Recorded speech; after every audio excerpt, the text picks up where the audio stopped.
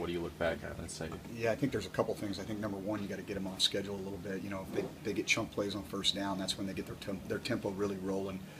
And so I think that's a huge piece is try to get them a little bit behind the chains and be able to play in second and long situations. I think that changes their game a little bit. And so I think winning first down is critical against a team like Oregon to try to eliminate some of the tempo issues.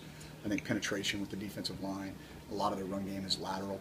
And so if you can not allow them to get to the edge clean, then you're going to have a chance to get some of those negative plays that we talked about in those mixed down situations. And, you know, I think the other thing is having the ability and the discipline to play with your eyes right for an entire game. You know, we had a veteran team in both 08 and 09 when we played them, and I think that was one of the things that really helped us was we didn't give up explosive plays. We made them earn it the whole game in both those situations, and so I think that's really critical as well. Was that 09 game as close to perfect as you guys could have hoped for? From a defensive perspective, we played really well, and like I said, you know, I mean, you look back on that, I think there's 4 guys on the defensive line that are playing in the NFL. There's 4 guys in the secondary that are playing in the NFL, so it wasn't a fluke. I mean, we definitely had as much talent as anybody in the country on the defensive side of the ball that year, and you know, things rolled our way that night. You know, we got some momentum early and made some plays, and that's kind of the way. You know, we had a good home crowd, and so all those things were in our favor. You know, it's going to be a little bit on the other foot now. Mm-hmm. You know, we got to go to their place and play, and that's a tough environment. And you know, I think our kids are really focused and have some good momentum coming off the Cal game.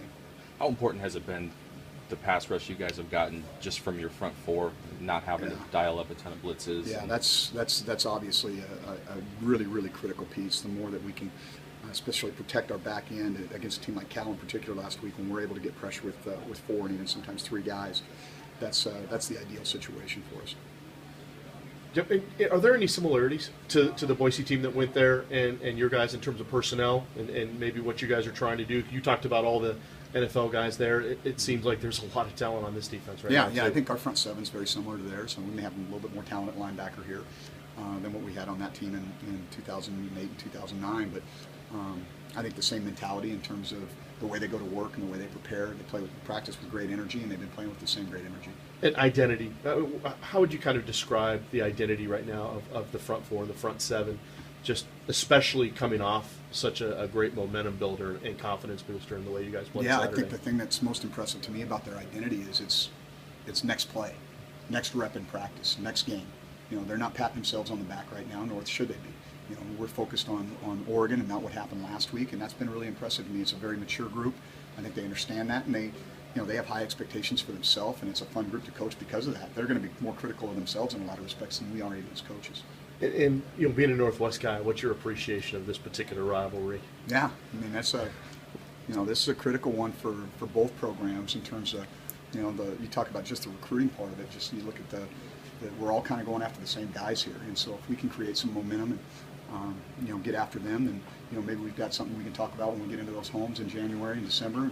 I'm sure they feel the same way. And you know, I've had a nice run against the Dogs for a while, and you know, we're going to have our hands full and our work cut out for us there. But I don't think this is a week where you've got to talk a whole lot about it. I think our kids understand what's at stake, and you know, we don't need to do a whole lot of 1-1 for the Gippers. These guys are going to be juiced and ready to play.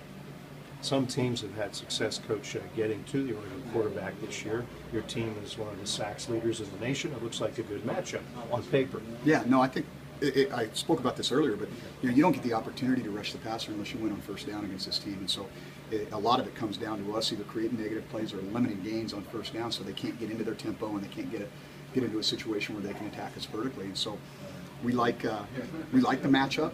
But I think that they really, you know, like I told our guys in the D-line room, I said, you don't need to look at the Arizona game and the Washington State game. You need to look at that UCLA game. This is the team that you're going to play. Different identity when 75 came back in at left tackle. They played much better on the offensive line against a really good front at UCLA. And so that's what we're expecting to see. And it should be a really good matchup and an extremely fun battle to watch. It's one thing getting to the quarterback, but breaking Marcus Mariota down and tackling him, how difficult is that for your guys? Yeah, he's an elusive guy. I mean, I've competed against him a number of times and watched him a ton on film. He's got a little Houdini in him, you know. I mean, he does a great job of getting out of trouble. And when he gets on the edge, the thing that he's done better now as he's matured is look to throw the ball on the edge. And so, you know, you've got to stay in coverage, plaster the receivers once he breaks the pocket, and you got to tackle him. And that's not an easy feat, as a lot of teams have found out.